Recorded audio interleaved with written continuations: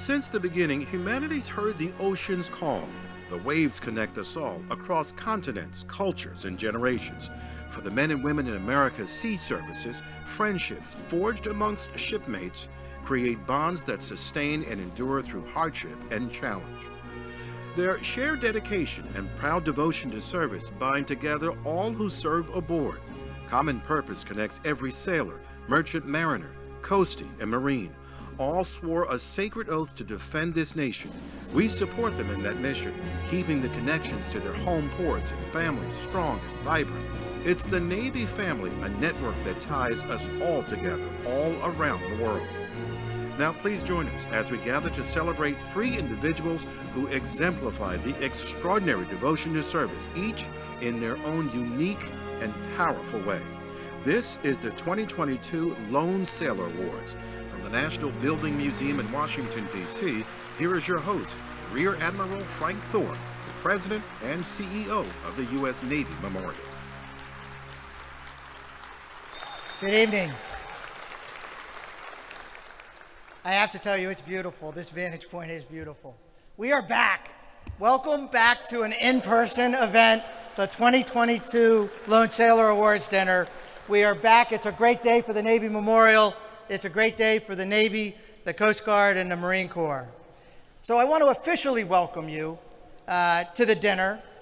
It's been a couple years since we've all gathered like this, and many comments tonight about how great it is to be back together and to reconnect in person with each other, and to connect with the men and women who serve at sea. You know, with this event, we honor, we recognize, and we celebrate those who serve, past, present, and future. At the Navy Memorial, we love to tell the story. We love to tell the world about their achievements. And what a story we have to tell. I was out on the Navy Memorial Plaza near the Lone Sailor statue when one afternoon I saw a dad standing there with his son, a young son, and they were looking up at the Lone Sailor statue. And the little boy looked up at his dad and he said, Dad, is that statue you? And the man, the sailor, the dad, looked down at his son and he said, yeah, son, it's me, but it's also people just like me who do what I do. It's the Lone Sailor. Ladies and gentlemen, statues aren't constructed for just anybody. Statues are only constructed for heroes. The Lone Sailor represents our shared tradition, everyone in this room, our common devotion to duty. It is unbreakable, and we are always there for one another, keeping those connections. So tonight, here we are. We honor three such great, amazing Americans. Mr. Jim Barker, a Coast Guard veteran who became a giant in the merchant marine industry. The Honorable Christine Fox, who led at the highest levels of the Defense Department. And Admiral Tom Fargo, who commanded all U.S. forces in the Pacific and went on to become an industry titan himself. Their service to our nation has earned them a place of honor in the Navy Memorial and, more importantly, in our whole country. And that's why the Navy Memorial exists, is to tell the stories of honor, of achievement, of selfless dedication of the men and women who serve the American Sea Services.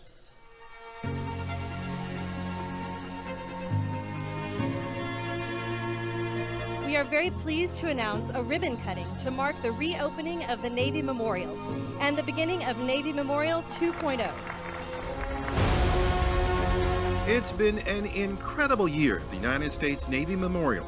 Our mission to honor, recognize, and celebrate the men and women of the sea services, past, present, and future, and to inform the public about their service has served to connect people around the world to our rich military history. United States Navy Ceremonial Guard, charge the fountains of the Navy Memorial. This is our first time we've been open for this event since 2019, and so I'm very, very fired up that we are back together. Water plays a critical role in this memorial. And you see the fruits of that partnership all around you today as the fountain comes to life for the first time in more than 2 years. A lone sailor statue now stands in Normandy, France, on Utah Beach, overlooking the site of the historic D-Day invasion. This is our 18th statue and the first one placed outside the United States.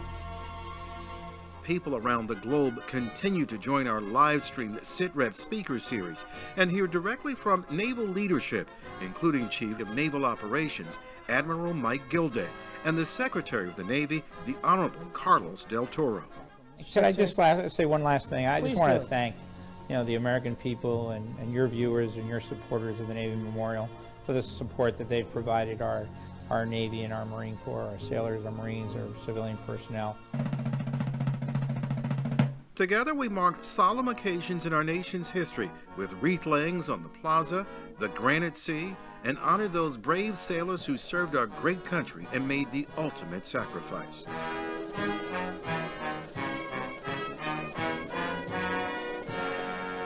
And the Honor Flight Network continue to bring veterans to the memorial, giving them a chance to reconnect with other veterans, share experiences, and remember those friends and comrades lost. We celebrated pinnings and retirements, interviewed veterans to preserve their stories, thanked patrons for their generous support, and invited countless groups to tour the memorial and connect with our shared mission. The Sailors of the Year took center stage in a first-ever live-stream program airing on the Navy's birthday, October 13th, a new tradition we look forward to continuing.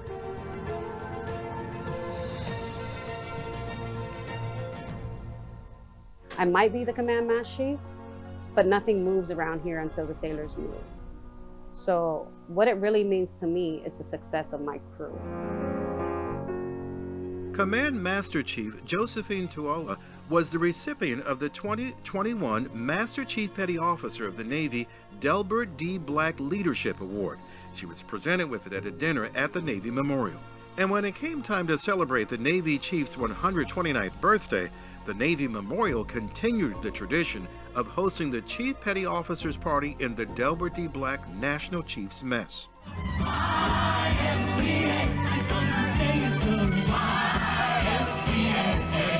Memorial Plaza was the place to enjoy the Navy's concert on the Avenue series and savor the sounds of the world-class Navy band. And film lovers also had their summer evenings as our Movies at the Memorial series continued. But one of the hottest tickets in town was for a special screening in our Burke Theater for one of the most anticipated releases of 2022, Top Gun: Maverick.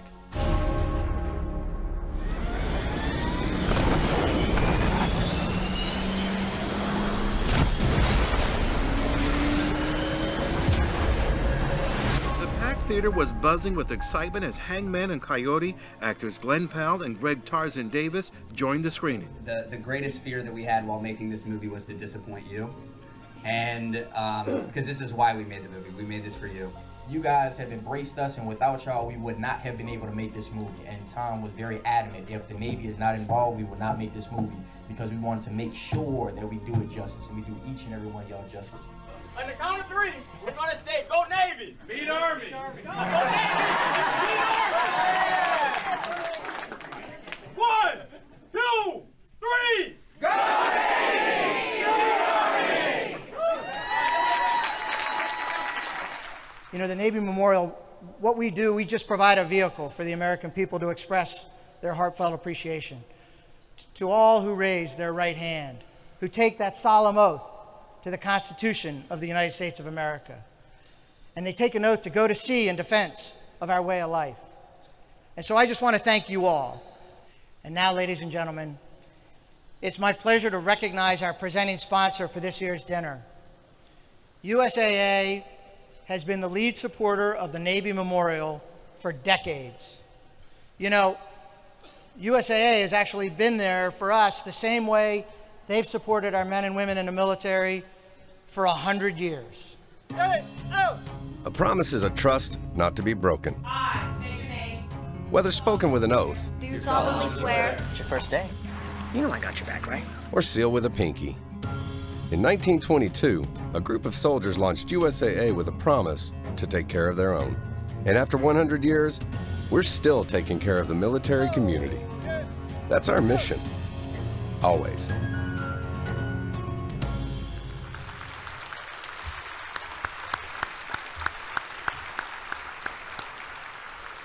So it's now my honor to welcome the CEO of USAA to the stage. Wayne Peacock is a leader of leaders, one who continually strives to ensure those who serve have the personal and financial support they need back here at home. Please give a warm welcome to our presenting sponsor for the 2022 Lone Sailor Award, the CEO of USAA and our friend, Mr. Wayne Peacock. Good evening to everyone here. It's wonderful, and I would say most appropriate to have so many distinguished military and civilian leaders here who lead and support our sea services. Thank you all for your dedicated service to our nation.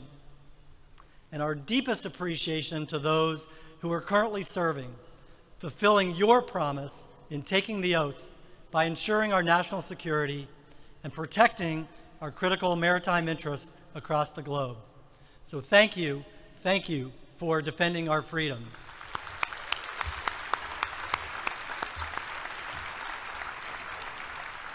I'm honored and thrilled to represent USAA and our 38,000 teammates as the presenting sponsor for the Lone Sailor Awards Dinner in this 35th year of the U.S. Navy Memorial. As you saw in the video, USAA is celebrating its 100th year of enabling the men and women in uniform to be more financially secure.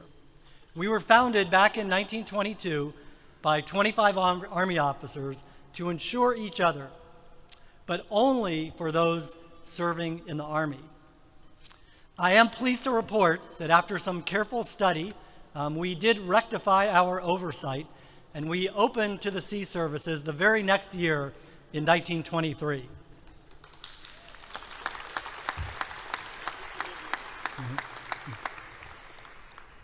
It's particularly special to be here in person with you for these awards after 2 years of virtual events. Publicly recognizing some of our illustrious leaders is fulfilling, but I would also say in so many ways, it feeds our souls.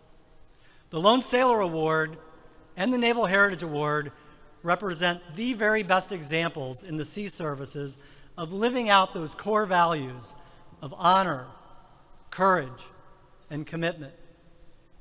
And each of our honorees tonight are extremely impressive. Congratulations to James Rex Barker, to Christine Fox, and Admiral Tom Fargo for this recognition, which is so richly deserved. And of course, I can speak from personal experience about the contributions of Admiral Fargo, who served on USAA's board of directors and as our chairman after an extremely distinguished 35-year career in the Navy. You know, Tom, I was talking to someone tonight, and I said, did you serve with Tom? And they're like, no, but everyone knows Tom Fargo, right? I think that's probably true about this group here tonight. I also want to say thanks for hiring me as the CEO, and I want you to know in your absence that USA leaders are ever present on the deck plates, just as you taught us. You know, tonight as we celebrate, we find ourselves in a dynamic and a turbulent moment in global security and with our macro environment here at home. And that means service members can simultaneously face significant military challenges and burdensome financial stress driven by inflation and the economic uncertainty. So we appreciate their sacrifices, we thank them, and we stand ready to support them and the military community through difficult times and by celebrating them during special events like this one this evening. So I want to close by thanking and applauding the Navy Memorial staff, Admiral Harvey and Admiral Thorpe for their strong leadership in ensuring this great memorial continues to highlight the contribution and the value of the sea services to our wonderful maritime nation. Again, congratulations to each of our honorees, and thanks to all of you in our audience for recognizing our award recipients' important accomplishments. And I know Frank would appreciate this, for advocating for the Navy Memorial. Our presence here tonight shows that the lone sailor is never alone in service to our nation.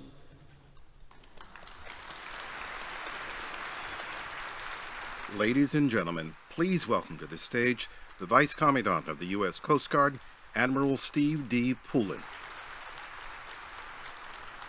Well, good evening, and thank you for that kind introduction. Greetings, Secretary Del Toro, distinguished guests, and our Gold Star mothers and families, and other military members. I want to extend a special thanks to the Navy Memorial for hosting this evening and honoring the history and heritage of our sea services. And those who know Jim Barker know that he is an institution and a legend for Great Lakes shipping.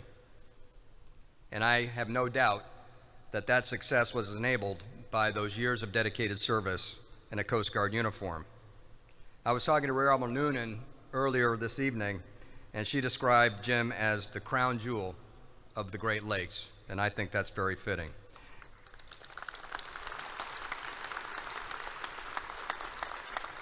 So I look forward to this award presentation to Mr. Jim Barker. And Jim, thank you for your Coast Guard service. When you served from 1957 to 1961, Coast Guard operations were a little bit different. The service had recently taken charge of the Loran Sea system of long-range radio navigation. Satellite navigation and digital global positioning were probably theoretical at best. Our cutters patrolled in ocean stations to provide weather information and assistance to ships on long transits. Our cutters are now actively deployed around the globe. We man lighthouses and lightships on every coast and on the Great Lakes. We don't have any more lightships, and all of our lighthouses, sadly, are now automated. But the way we perform our missions, even though it's changed somewhat, we're still focused on safety of life at sea, facilitating maritime commerce, and ensuring that the seas are used for lawful purposes. And Jim, the leadership challenges you faced as an officer back in 1957 are really no different than those challenges that we face today. We're a small service with a big mission, and so we depend on every member of our workforce to get the job done. Thank you, sir, for laying a foundation for us. Thank you for leaving us an incredible legacy of maritime service. The ceremony tonight and your recognition is a reminder for all of us that we serving in uniform, our work is and always has been important to the nation and our fellow Americans. Mr. Barker, thank you for your service, and thank you for being one of our guardians of the Great Lakes. Semper Paratus, everybody.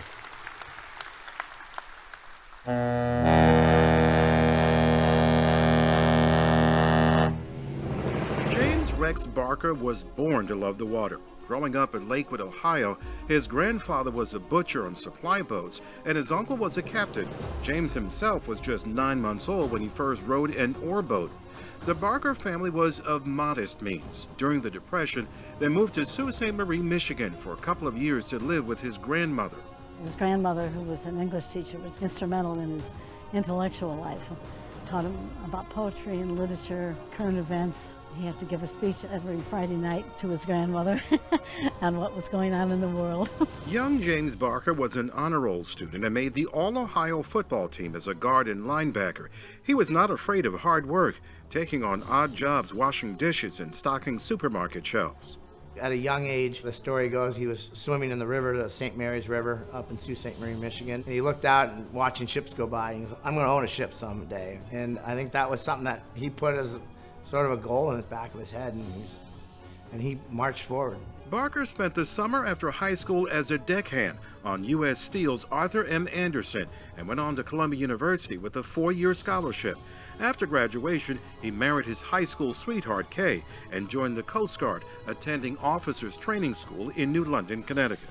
I think that being an ensign in the Coast Guard under a tough commander, he really learned leadership. You know, he said, where else could you lead 500 people at a young age and get that experience? He wakes up every morning with a list of problems to solve, and whether that's in business or his family life. And I attribute that to the discipline he got from the time in the U.S. Coast Guard. Wanting to see the world, Barker requested to be stationed in Greece or California. He was stationed back in Sault Ste. Marie, Michigan, but his return to the Great Lakes region helped him find his place in the shipping industry.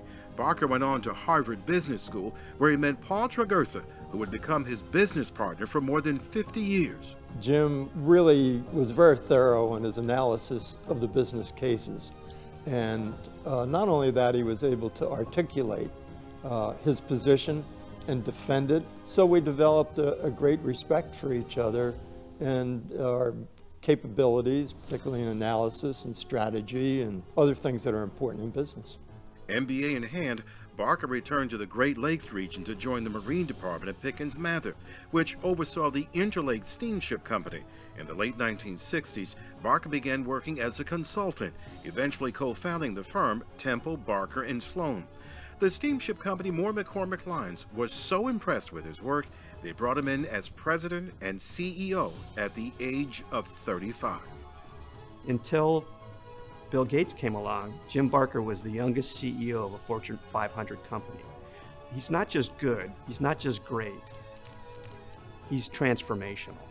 Barker innovated the field, pioneering the use of 1,000-foot freighters and the containerization of ships. In this new role, Barker applied the business principles he learned at Harvard and the leadership skills he learned in the Coast Guard to his work.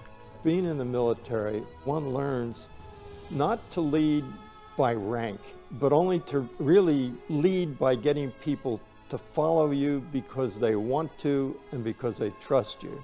One of the things I've always admired about Jim is he's very decisive, but he's very participatory in his leadership. You can go talk to him anytime, you can work with him, you know, he'll listen. He cares about people and he's very interested in them. Until last year, twice a year, he would get on every single ship and report on how the company was doing and answer any questions the crew might have. And I think people really got the sense, his employees really got the sense that he cared about them, and he did. James Barker remains a titan of the shipping industry, having purchased Interlake Steamship Company in 1987 and Moran Towing Company in 1994 with the Tregurtha family. His hard work is memorialized in the James R. Barker ship and its iconic horn, affectionately called the Barker Bark.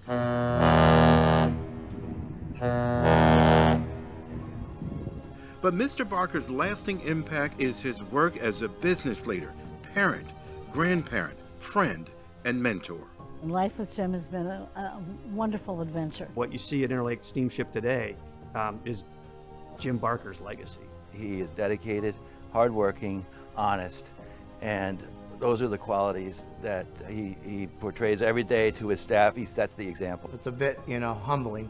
It's just amazing that I get the privilege to work with a man like my dad and also be his son. The U.S. Navy Memorial presents the 2022 Lone Sailor Award to Mr. James R. Barker. Thank you to the U.S. Navy Memorial and to the U.S. Coast Guard. And thank you to all of you. This is a true honor. I can't begin to tell you how much it means to me to be one of your 2022 Lone Sailor Award honorees. I also can't begin to thank the people who are here, and some who are not, for the important parts they have played in my life. Atop that list is my wife, Kay. She has not only been the love of my life, but my partner in all things for 65 years of marriage.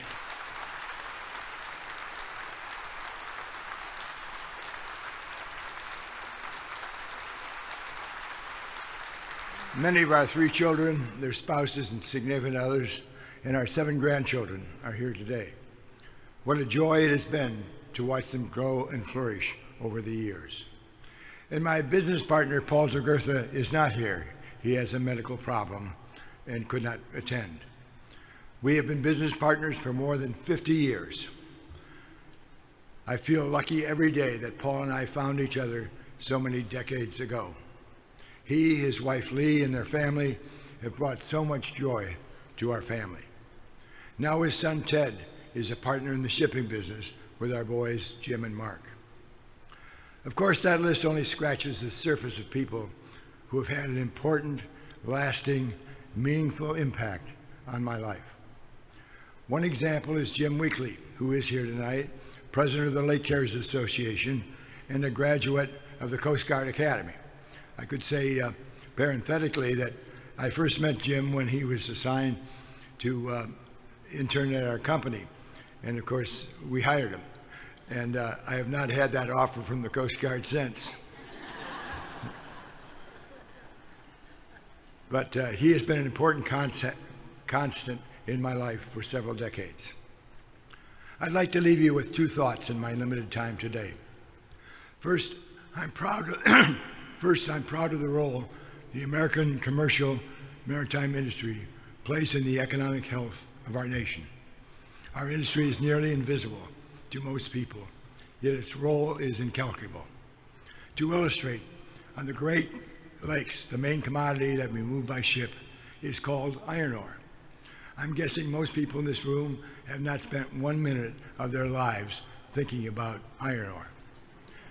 However, iron ore is the primary raw material for making steel, and steel is the backbone of American industry. You could argue that American manufacturing is one of the foundations of our national economy. So how important is iron ore? The Department of Homeland Security has estimated that the entire North American economy would be thrown into a recession if that iron ore shipping supply chain was interrupted for 6 months. That's just one example. The American maritime industry is the invisible grease that keeps our economy moving.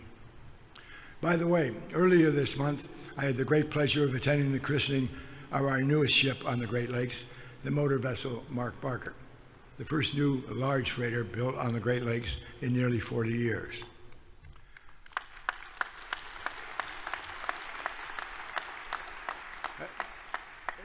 I'll tell you, we had a great christening, but I'll tell you, we had it right in front of the Cleveland Browns Stadium.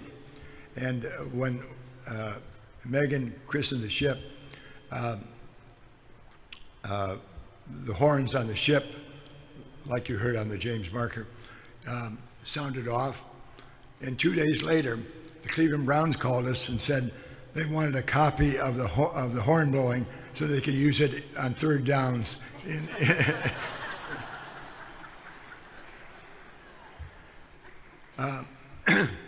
That ship represents the circle of U.S. domestic shipping. American iron ore was transported on American ships to an American steel mill that made steel.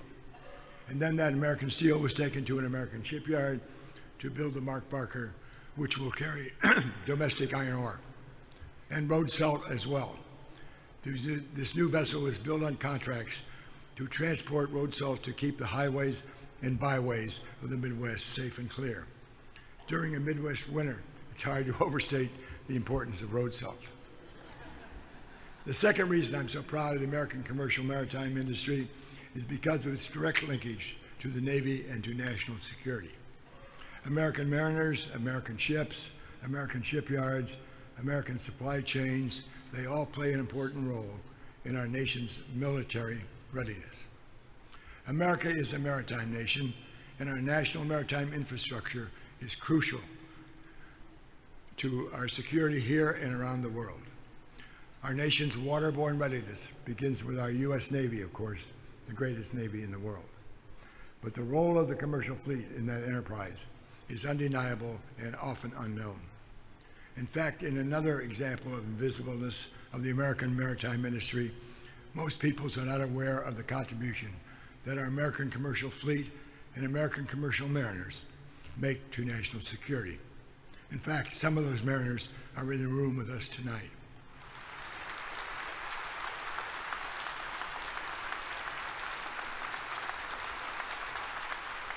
In conflict after conflict, our industry has been fully intertwined with military sealift and national security through the U.S. Maritime Administration, the Military Sealift Command, the U.S. Transportation Command, the U.S. Coast Guard, the Navy, and others.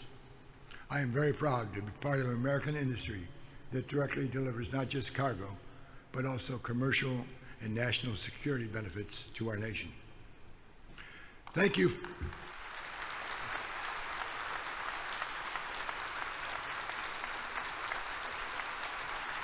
Thank you for all your support today, especially my family and friends.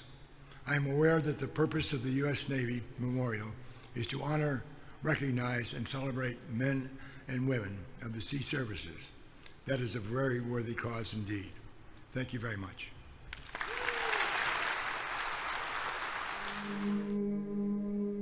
At the Interlake Steamship Company, we are indebted to the thousands of merchant mariners who have powered our U.S. flag fleet for more than 100 years. Through their perennial hard work, dedication, and sacrifice, we proudly deliver the cargoes that fuel the Great Lakes region and beyond. It is our distinct honor to give a master salute to the 2022 Lone Sailor Award recipients, especially to our chairman, James R. Barker, whose early service and leadership in the Coast Guard were the impressive proving grounds that inspired him to make our shipping company what it is today.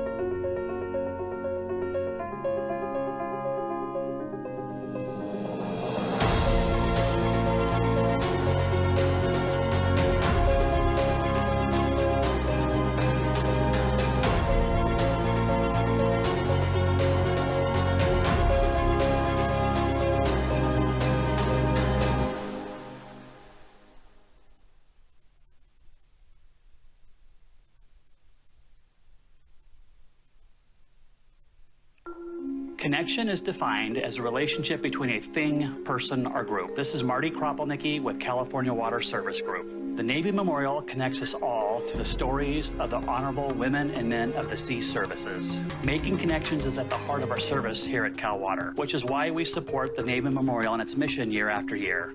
So from all of us at California Water Service Group, congratulations to this year's award recipients. And a special thanks to the U.S. Navy Memorial and their mission to celebrate the brave women and men of the sea services.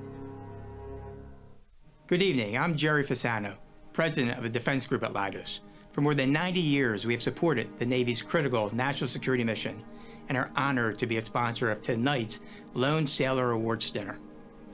Since 1775, the Department of the Navy has had the mission of protecting America at sea.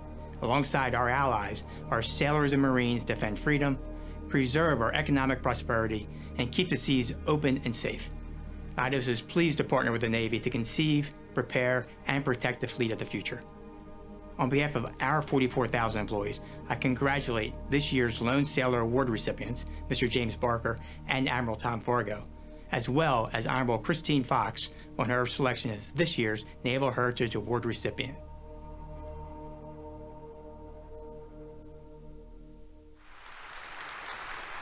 The guiding principle behind the Navy Memorial is to lift up and celebrate all the men and women. And we keep these connections vibrant and vigorous so that the nation will never forget about the men and women who serve at sea. Our team can only accomplish this, though, only accomplish our mission with the unflagging support of our donors. Your extraordinary generosity enables the Navy Memorial to, as you've seen tonight so far, to flourish. We're flourishing. And through thick and thin, and through the pandemic, our sponsors have stuck by us. And so I want to express our most profound gratitude to a few of them. Our presenting sponsor, USAA. Our platinum sponsor tonight, the Interlake Steamship Company. Our gold sponsors tonight, General Dynamics and U.S. Money Reserve, America's Gold Authority. Our silver level sponsors, California Water Services Group, Dr. Jennifer London and Northrop Grumman. Thank you very much for Fincantieri and Huntington Ingalls, Leidos, Lockheed Martin, and Navy Mutual. And the list goes on. Again, I promised my staff I wouldn't go through everybody. But every single one of our sponsors, with your ongoing support for what we do, it makes all this possible. All these words you hear tonight about honor, recognizing, and celebrating.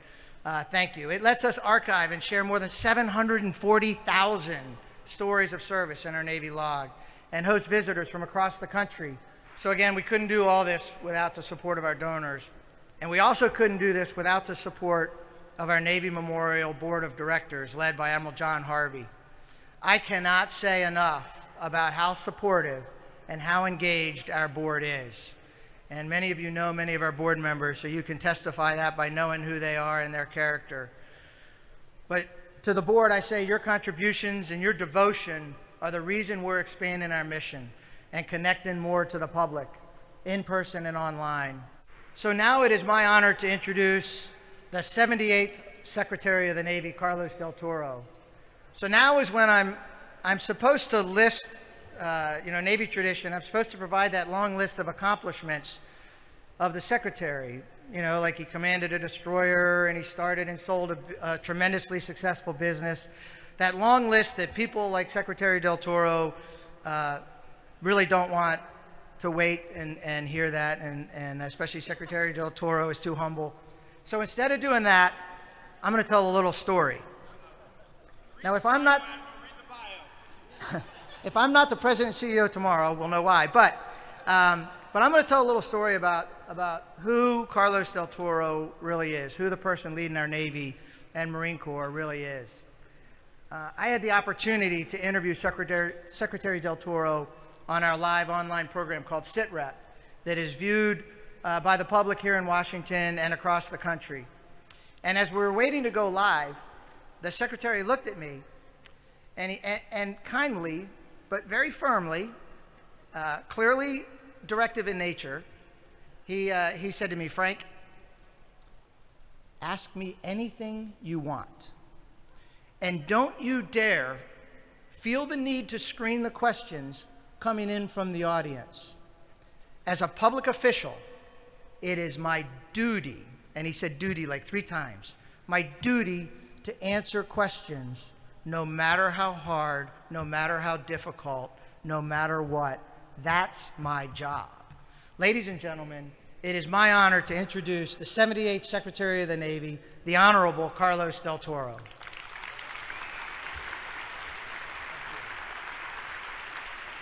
Good evening, Admiral Thorpe, and thanks for this very important invitation. And to all of you, thank you for everything that the Lone Sailor Memorial does for our sea services. It is a privilege to join you for the Lone Sailor Awards. Today, our maritime force is never truly alone. And that's because the sailors, the Marine, the Coast Guardsmen, and Coast Guardswomen who protect our nation have you, the many volunteers and supporters here tonight, to have their back. They have you to tell their stories and to foster vital connections with the American people, which is so very important to do today. As one example, the American people will never forget the Battle of Guadalcanal, which continued to rage this very month, 80 years ago.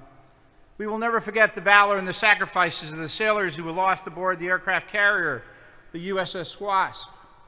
We will never forget the resilience and fighting spirit of the 7th Marines of Chesty Puller. And we will never forget Coast Guardman Signalman Douglas Monroe, who earned the posthumous Medal of Honor on Guadalcanal. You, each and every one of you here tonight, help ensure that young Americans learn about these important moments well in the past and also in our more recent naval history. Just as important, you ensure that these young people understand the service of all who wear the uniform today. And you help inspire them to perhaps see themselves wearing that same uniform someday. The Navy Memorial Plaza tells the story of our sea services and the honor, courage, and commitment of the past. But it also charts the course for our future. The Lone Sailor statue looks out on a vast globe that still needs protecting today.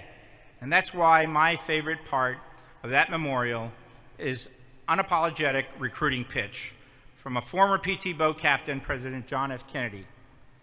Any man who may be asked in this century what he did to make his life worthwhile, I think I can respond with a good deal of pride and satisfaction that I served in the United States Navy. His words ring as true today as they did when he spoke them at my alma mater, the United States Naval Academy, back in 1963, 20 years before I graduated. But I will respectfully update the President in the words to say that any man or woman. For women truly power our sea services today, from Admiral Lisa Franchetti, our new Vice Chief of Naval Operations, to Admiral Linda Fagan, Commandant of the United States Coast Guard.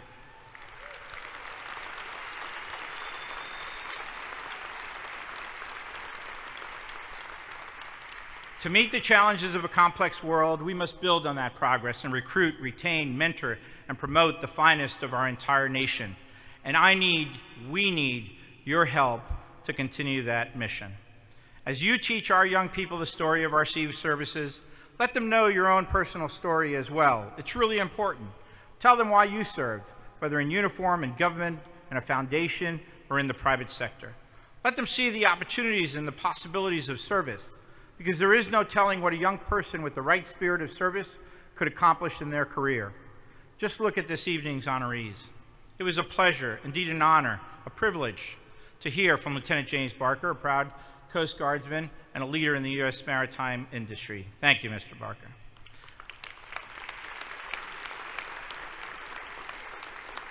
And I look forward to hearing from Admiral Thomas Fargo, my dear friend and mentor throughout my career in the United States Navy as well, about his 35-plus year career commanding both the U.S. Pacific Fleet and U.S. Pacific Command.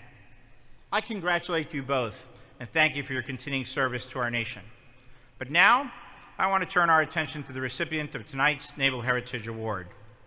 She exemplifies the true spirit of civilian service and leadership, leading her sharp analytic skills and keen insights to our mission for over 40 years of service. From her trailblazing leadership at the Center of Naval Analysis, to her distinguished tenure in the Office of the Secretary of Defense, to her continuing service at Johns Hopkins University, she has strengthened our joint force in countless ways that benefits us today. Her expert insights help guide our nation from the end of the Cold War to the Gulf War, of which I'm a veteran, to the Gulf War on terror and the rise of strategic competition. The level of civilian expertise that she brought to the Department of Defense paved the way for so many more to follow, and her legacy endures around the world. She set the standard for strategic thinkers who not only know how to win wars, but perhaps more importantly, know how to prevent them. So on behalf of all of those who serve today and all who will serve tomorrow, it is my honor to recognize the many achievements of the Honorable Christine Fox. The Honorable Christine Fox was the highest-ranking woman to work in defense when she was appointed Acting Deputy Secretary of Defense, and her climb to the top opened doors for women across the military and civil service. She's a very caring, dedicated, impactful, tough leader. And it's just sort of a magical combination of capabilities and attitudes that Christine brings to any problem she tackles. Christine Fox was born in Bethesda, Maryland, the only child of Grace Joan Fox and Warren Russell Fox, one of the Navy's first E-9 Master Chief Petty Officers. Her father worked on nuclear power under Hyman G. Rickover's seminal program and nurtured her gift for math. As college-age Christine explored potential careers, her father opined, "You're good in math. You can do anything." After earning a BS in mathematics from George Mason University, Fox began working with a local defense contractor, but it wasn't until she moved to the Institute for Defense Analyses, a federally funded research and development center, that she found her calling as a military analyst. The ability to see the most important aspects of all of those pieces that come together to come up with just the right way of handling the engagement or the operation is kind of her kind of gift. At IDA, she began working with people to solve problems rather than alone at a computer. At night, she earned her Master's of Science in Applied Mathematics from George Mason University. From there, Fox moved to the Center for Naval Analyses, or CNA, which places civilians who have technical backgrounds in embeds with military staff to analyze real-world problems. CNA has been alongside the Navy ever since I began my career, and certainly since Christine Fox began her career, as an essential analytical partner for what the Navy does. And it does this work at the tactical, operational, and strategic level for the Navy. And Christine has been in each of those roles through her career and has excelled in each one. During her first field assignment at Miramar, when it was a naval air station, she caught the attention of Top Gun film producers and became the inspiration for the character Charlie, though the comparison ends there. Her gender created some additional hurdles in the male-dominated military and technology field, but she persevered. There were tensions, right? There were people that I think had trouble hearing some of this from a woman. I got to see that that really was frustrating, but I think Christine has this way of not letting that show when she delivers the analysis. It's a hard thing to do, but taking the high road often diffuses some of that and lets everybody move forward, even the people that perhaps are being antagonistic. Fox served as CNA's lead analyst for every real-world operation in which the Navy or Marine Corps participated, from 1990's Operation Desert Shield through Operation Iraqi Freedom, before going on to serve as the organization's president. I dealt with a lot of analysts, and I just never dealt with anybody that was better than Christine. Having that sort of independent, technical, analytical capability to layer on top of what you're trying to do as a naval officer, tactically or technically or what have you, is priceless. And especially to have that sort of critical third set of eyeballs that's willing to tell it like it is. Fox was tapped to be the Director of Cost Assessment and Program Evaluation, or CAPE, under the Obama administration, where she worked closely with 3 Secretaries of Defense and 2 Deputy Secretaries of Defense. In 2013, she was sworn in as Acting Deputy Secretary of Defense, making her the first woman to ever hold that position. When she left the Department of Defense in 2014, a new position was created for Fox at Johns Hopkins University Applied Physics Laboratory, Assistant Director of Policy and Analysis.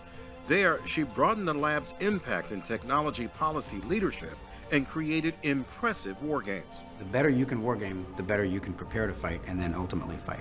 And Christine, growing up through the ranks, as it were, starting way back at Miramar as a CNA rep and all of the jobs she had beyond that, made her perfectly suited for the Johns Hopkins role. The impact of the war games that Christine has led has been immense. There have been changes to policy, changes to system architectures, and increased awareness on the part of key stakeholders and decision makers on what's even possible in critical areas such as space, the seabed, and related activities. You run out games in various scenarios and see what results are, and that gives you a much better understanding of what you should assume going in, or it validates what you assume, or it invalidates what you assume about what's going to happen. In some of these games, she's changed the way people think about that problem, and that's how you can tell that she's really made a significant contribution there. Christine Fox retired from her full-time position in January 2022, but still serves as a senior fellow at Johns Hopkins University Applied Physics Laboratory and consults and serves on boards for various organizations. Her impact on military analysis and inclusion in the field remain monumental. The U.S. Navy Memorial presents the 2022 Naval Heritage Award to the Honorable Christine Fox. Well, thank you so much. This is incredibly unexpected for me to be receiving this prestigious award alongside of Mr. Barker and one of my true heroes, Admiral Tom Fargo, and to be in the incredible company of previous award winners. Frankly, it is unbelievable to me that I would be up here, but I am deeply honored. At the same time I find that this is unbelievable, I did smile at the name of the award, the Heritage Award, because in so many ways, I do feel like the lucky recipient of the heritage that preceded me and my time supporting the Navy. As you just heard, my father was in the Navy, and he always told me the Navy saved his life, that it gave him purpose, it gave him direction. For me, my father embodied honor, courage, and commitment.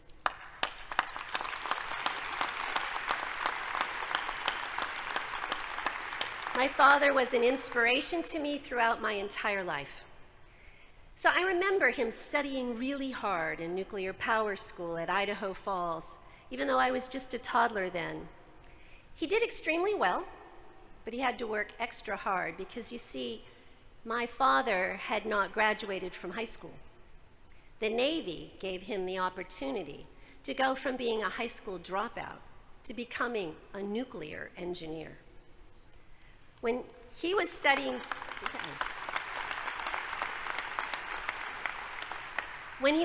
hard in nuke power school, it was the math that he most needed and frankly struggled with a little, which is why he encouraged me to study math in college. And it was a great decision for me because it led me to the Center for Naval Analyses, to the Defense Department, and to Johns Hopkins Applied Physics Laboratory.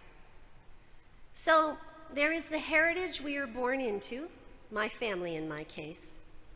And then, as we reach adulthood, we have a point where we can choose a community that comes complete with its own heritage. And in my case, I chose the Navy through my work at CNA. I had the good fortune soon after joining CNA of working for a courageous leader, some of you may remember, Admiral Jerry Tuttle, who was a carrier strike group commander then. And he arranged for me to go on board an aircraft carrier to support a series of exercises designed to beat the Soviet Union backfire bomber raids in the height of the Cold War. Now, this was 1983. At that time, the Navy didn't have much heritage at all with women on ships. I remember being terrified. I was 28 years old. I was alone.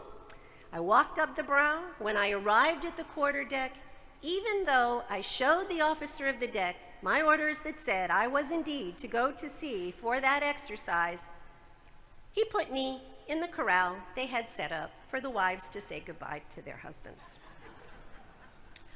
Fortunately, also let the flag staff know there was this woman saying she was going to sea that had shown up, and they came and rescued me.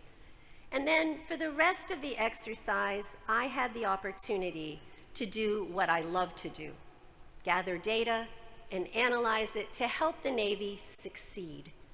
And they also took me all over the ship and up on the flight deck, and let's just say I was hooked.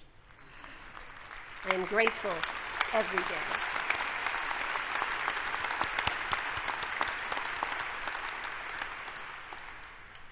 I've heard Admiral Pottinger talk about the importance of opportunity and the opportunities the Navy gave her.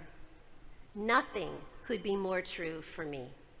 From that first, unprecedented opportunity to ride a carrier when women simply were not allowed to go to sea, to going to Miramar, working with the E-2C and F-14 aviators and people like my good friend, Admiral Sandy Winnefeld, to using analysis to support the Navy and Marine Corps in real-world operations, working alongside leaders like Admiral Tom Fargo, to directly supporting then CNO Admiral Mike Mullen, serving in the Department of Defense, and recently at the Applied Physics Lab, working on new technologies to make our Navy strong for the future.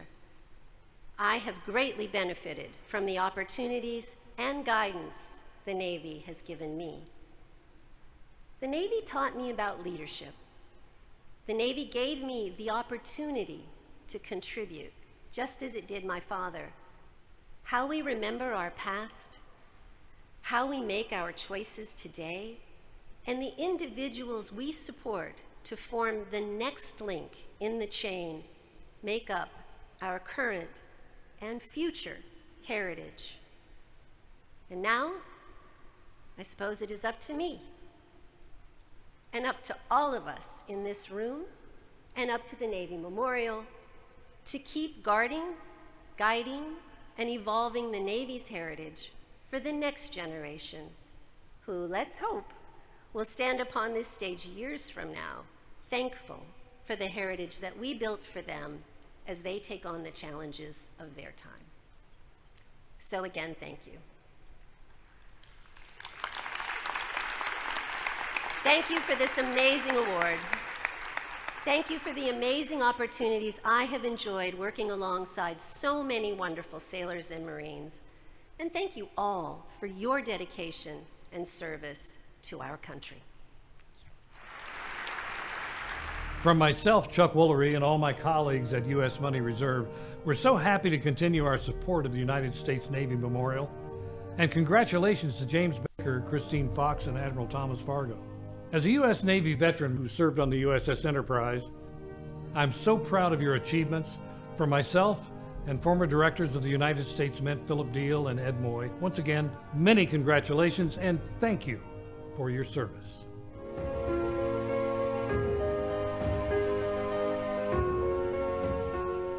I was there at the beginning when the Navy Memorial was put together back in the 1980s, and I had the honor of being a support person for Admiral Tom Moore and Arleigh Burke. When Admiral Burke and Admiral Moore decided to, with the help of others, including myself, put together the memorial itself. So that I've been there since the beginning, you might say. In fact, I have a little statue, 6-inch statue. It has the date, June 1987 on it. A little statue of the lone sailor I'm so very proud of having been there at the beginning.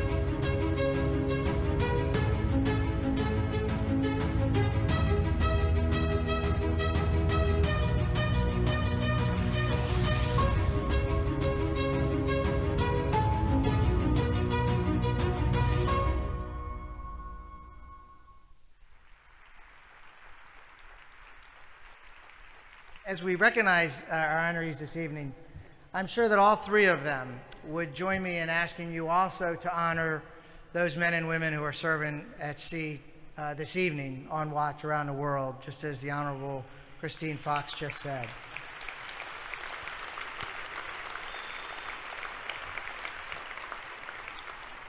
So I'd like to introduce you to several extraordinary sailors who do serve around the globe. They epitomize the Navy's highest standards of honor, courage, and commitment. Their achievements reach such an outstanding level of excellence that they've been selected this year as the Navy's Sailors of the Year. They are simply the best. Part of the Navy Memorial's mission is to honor, recognize, and celebrate their extraordinary service.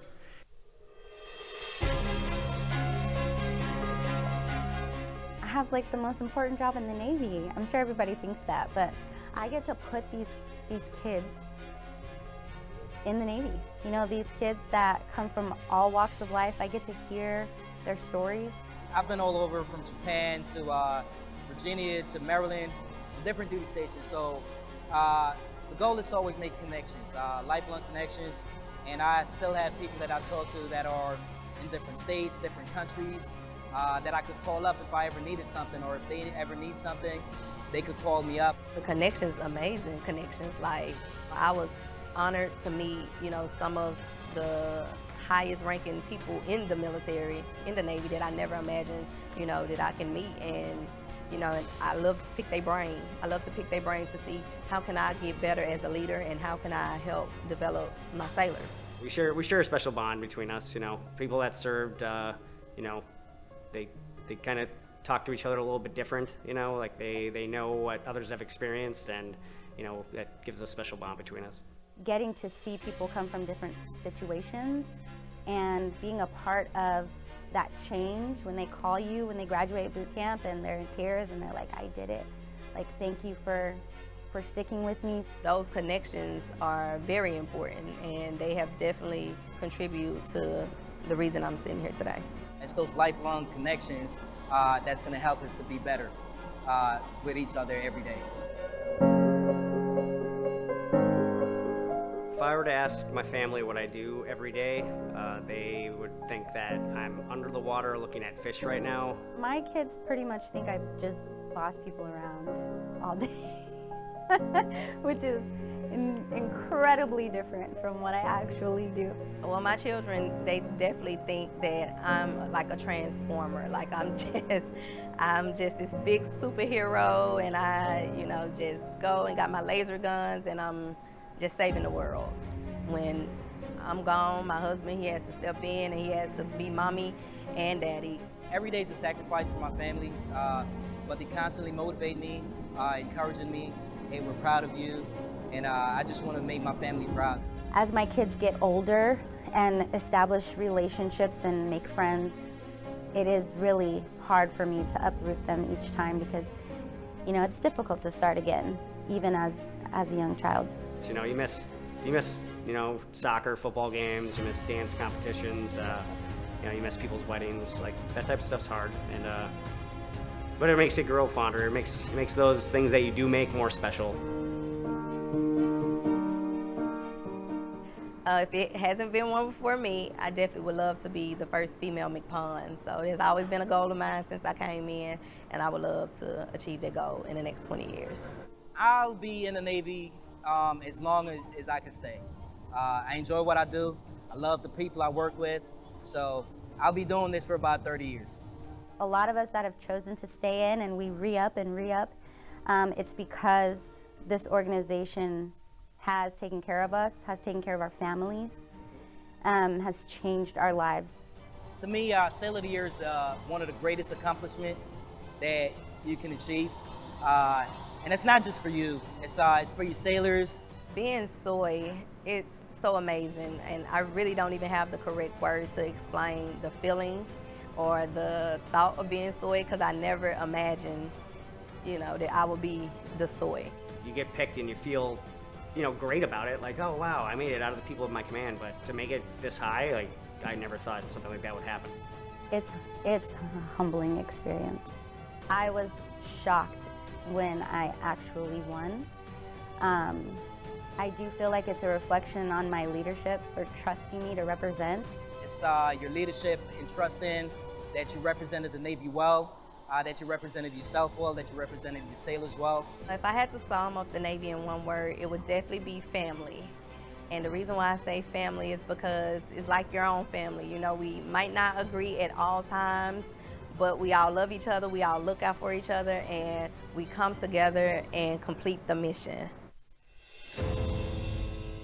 Hello, I'm Brian Luther, Rear Admiral United States Navy retired. I'm currently the president and CEO of Navy Mutual. Navy Mutual was formed on a hot summer night in July of 1879 by a group of naval officers to protect sea service members and their families. We've been accomplishing that mission in times of peace and war every year since. We're honored today to partner with Navy Memorial and recognize the Lone Sailor awardees, James Barker, the Honorable Christine Fox, and retired Admiral Thomas B. Fargo. Congratulations and bravo Zulu to one and all. Where is possible?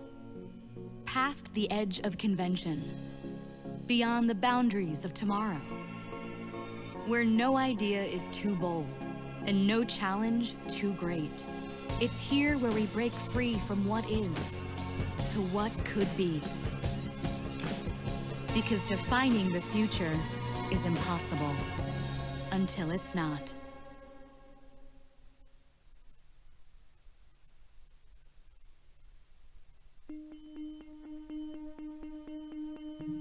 Hello everyone, I'm Chris Kastner, President and CEO of HII. I want to congratulate Lone Sailor Award recipients James Barker and Admiral Thomas Fargo, as well as Naval Heritage Award recipient, the Honorable Christine Fox. This group exemplifies what it means to serve the nation with honor, courage, and commitment. At HII, we experienced firsthand the wisdom and dedication of Admiral Fargo, who served as chairman of HII's board of directors from 2011 until 2020, and remains a steadfast friend of the company. His leadership has guided HII's evolution and success, both as committed partner to the Navy in delivering great ships and as an emerging leader in defense technologies.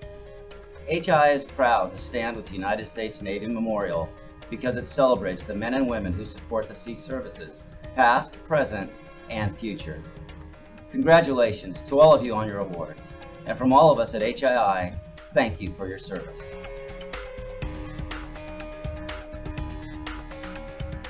Ladies and gentlemen, please welcome to the stage Director, Naval Nuclear Propulsion Program, Admiral James Caldwell. Well, good evening, everybody. I have perhaps the easiest job of the evening. I get to introduce the guy that everybody already knows. Admiral Tom Fargo.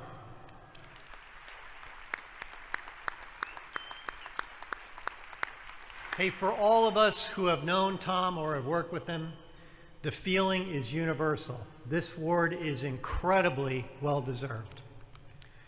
Now, Tom is many things to many people. Some of you know him from his time in uniform. Others know him from their time together in industry. And he is certainly well known and highly respected among the extended Ohana in Hawaii. But for those of us in the submarine force, he will always be the real deal. The real Commander Bart Mancuso of Red October fame.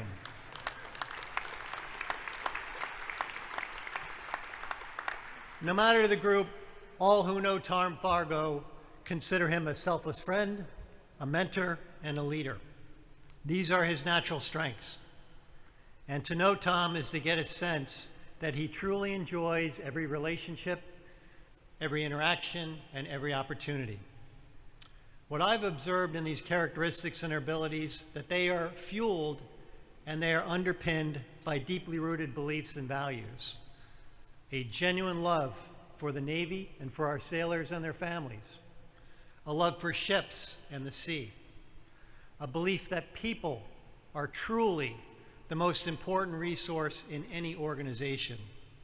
A strong belief in family and community and friends, and an absolute commitment to selfless service for others. Those who are fortunate enough to have known Tom respect him because he always shows you respect and he always does what's right.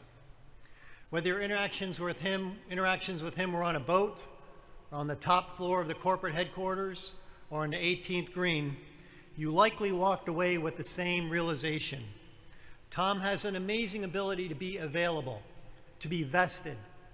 When you speak with him, he makes you feel like you are the most important person at that moment in time. I think it's telling that in his own words, his greatest achievement was developing and motivating young officers and sailors to reach their full potential and continue to make contributions to their country either within or outside the Navy. That's Tom, and that speaks volumes to his character, his values, and his beliefs. Now, when you combine all that with his amazing vision, his impressive bandwidth, his gut instincts, and his ability to leverage networks, and the ability to inspire a team, the results are truly extraordinary. In fact, they add up to a lifetime of remarkable achievements, including confronting and winning in some of the toughest challenges and situations you could imagine. So whether it's building ships that will defend our nation far, far forward, or whether it's developing the best method to provide financial services for our military members, or investing in youth as a leader in community, a school board, youth athletic programs like First Tee Golf, Tom consistently does this very well. He brings the best people together, and he forms phenomenal teams to solve wickedly hard problems. Congratulations, Tom. What an amazing career. The wake you leave behind you is deep and vast, and it goes all the way back to the horizon. Thank you for your great work in the Navy and outside the Navy. Your legacy will continue to influence many for generations, and congratulations on this well-deserved award. Admiral Thomas Fargo follows in a long line of Navy heroes. His great-great-uncle, Admiral William D. Leahy, was the U.S. Navy's first five-star fleet admiral and Chief of Staff to President Franklin D. Roosevelt throughout World War II. His grandfather, Ensign Darwin Tuttle, was a World War I naval aviator. His mother, Helen Tuttle, served abroad in World War II as a Navy nurse, and his birth father, Commander Thomas Bolton, was a naval aviator who died tragically in a carrier landing. Captain Bill Fargo, a surface war officer in World War II, became adoptive father to Tom, his sister, Barbara Ann, and his brother Keith, who also served as a captain in the Navy Supply Corps. Admiral Tom Fargo grew up in the Navy town of Coronado, California, and lived for periods of time in Sasebo, Japan, and Annapolis, Maryland, where he became interested in attending the United States Naval Academy. Tom Fargo was meant to be a naval officer. He was raised in the Navy ethos, and so it was a natural thing for him to go to the Naval Academy, and from day one as a naval officer, he's been a star. After graduating in 1970, Fargo volunteered to serve where he believed he would have the most impact, as a submariner. It was during his tenure as commanding officer of the USS Salt Lake City that Fargo's leadership style captured the public's imagination. Actor Scott Glenn shadowed Fargo on board the submarine as research for his upcoming role of Commander Bart Mancuso in the film adaptation of Tom Clancy's The Hunt for Red October. There was a little bit of a Navy promotional Cold War kind of thing going on. This movie had to work. Submarine service never does anything but all the way. So when they get in 100% and they tap Tom on the shoulder, that kind of tells you a whole lot about what they think of Tom. He was like this guy you'd follow into hell, you know what I mean? He was this really tough guy, you know? And he never raised his voice. He would say things almost by way of suggestion, and of course they would be done just like that. And so for The Hunt for Red October, I thought, well, hell, you know, why bother even working? I'm just going to copy him. I'm just going to, you know, I'm just going to make Mancuso Tom Fargo. In 1989, Admiral Fargo was awarded the Vice Admiral James Bond Stockdale Award for Inspirational Leadership. And in 1996, Fargo became a 3-star flag officer commanding the United States Fifth Fleet. Stationed in the Middle East, he focused on relationship building, a theme throughout his career. In 1999, he was selected for a 4th star. As Commander-in-Chief of U.S. Pacific Fleet, he addressed major issues with strength and grace. 9/11, the EP-3 incident off of Hainan Island, and the Ahime Maru USS Greenville collision. Not only did he have the experience, he had the empathy to do what was right. He was certainly a naval officer and a joint commander, but he was also a diplomat in the way he approached things. Fargo became commander of the U.S. Pacific Command in 2002. During his post, he reset the footprint and force posture for U.S. forces in the Pacific and further developed the U.S.'s relationship with Indonesia. I think Admiral Fargo's belief was that building personal relationship between very senior people in militaries was important, and building trust. What it allowed him to do is pick up the phone and say, hey, what's going on there? And they'd take the call. In 2004, when the devastating Indian Ocean earthquake and tsunami hit Southeast Asia, Admiral Fargo took decisive action.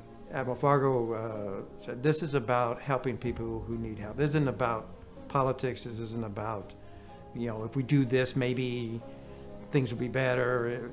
I was told, go do good. Well, you know, I understand that. In 2005, Fargo took the leadership skills he honed in the service to the corporate world, holding several important positions, including president of Trex Enterprises and chairman of the boards of USAA and Huntington Ingalls Industries. If you look at the companies that he affiliated with, they were companies that he cared about the mission of what they did. Tom's about being in service. He's about taking care of employees, and he's about serving military families really, really well. Admiral Fargo currently serves as chairman of Hawaiian Electric Industries and the Greenbrier Companies. He is a beloved husband and father of 2 grown sons, works on corporate and nonprofit boards, mentors, and perfects his golf game. Tom Fargo always, it wasn't about him. It's not about his ego, it's what's the right thing to do. And always looking out for the sailor, the junior officer, how that would impact them. He cares about people very deeply, and he connects on a very personal level. He's one of those folks that if he sent out a flare and said, I need some help tonight, 1,000 people would show up just because it's Tom. The U.S. Navy Memorial presents the 2022 Lone Sailor Award to Admiral Thomas Fargo.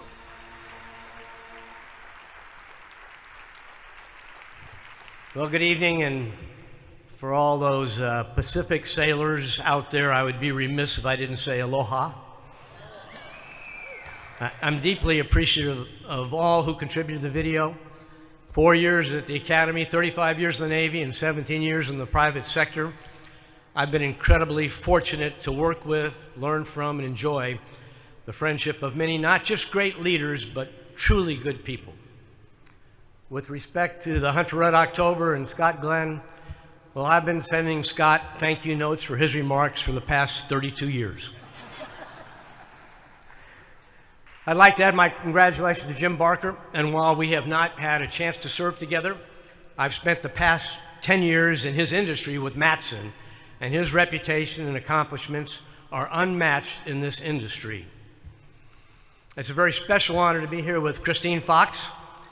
Now, we have served together, and our relationship goes back as far as 1987, when I was in training and route command of USS Salt Lake City.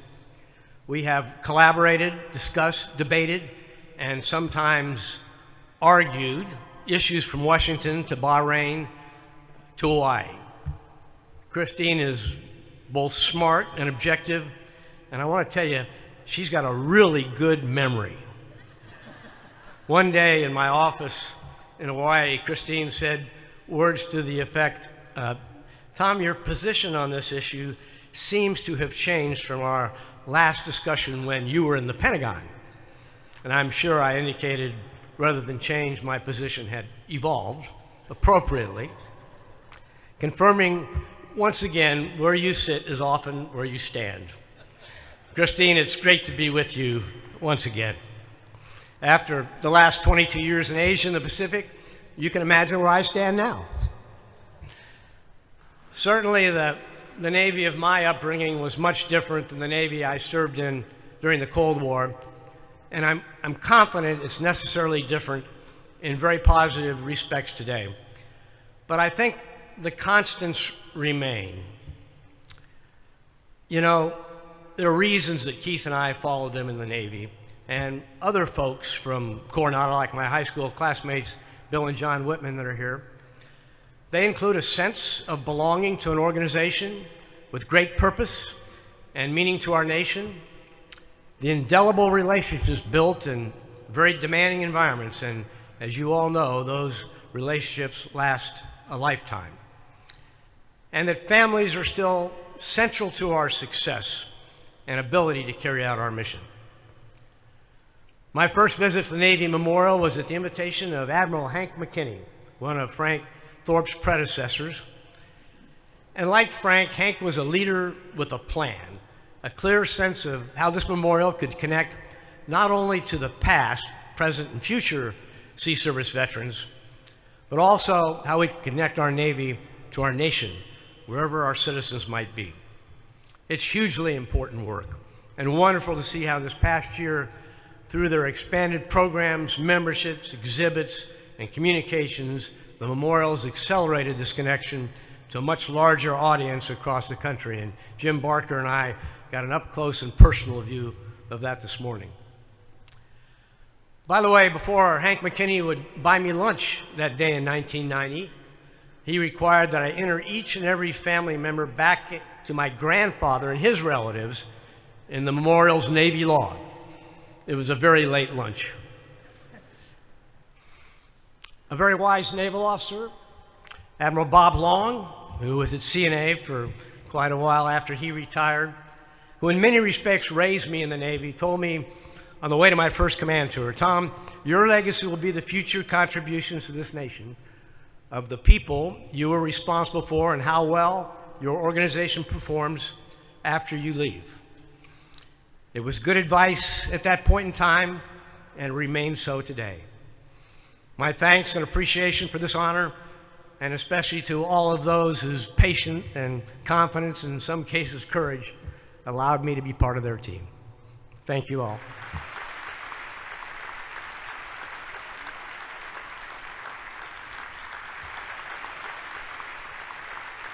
Well, ladies and gentlemen, it's been our honor and privilege to be here with you all tonight to renew our connections.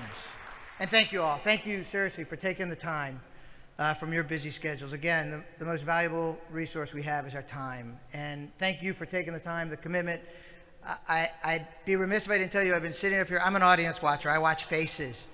And to watch you all, to honor, recognize, and celebrate the men and women that you saw speak today and that you saw on the screen today, it's absolutely heartwarming.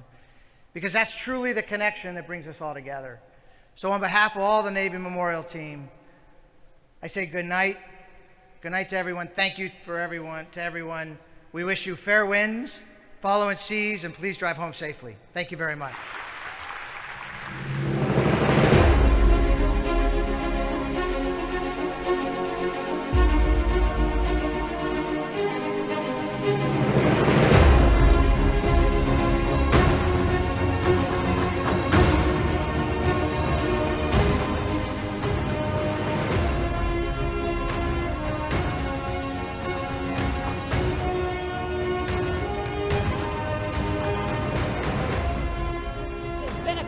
since we've been together, we've been able to celebrate the wonderful occasion of honoring our special guests and friends and everybody that has come tonight. I'm a huge fan of the Navy Memorial and everything it does and how it raises the awareness of our sea services. I think being here just really showed me what I want the future me to look like. I really loved it. I want to do that. As I got to explore the Great Lakes, Jim Barker's name kept coming up everywhere as far as the creation of all the industry, the intricacies of how the maritime community works.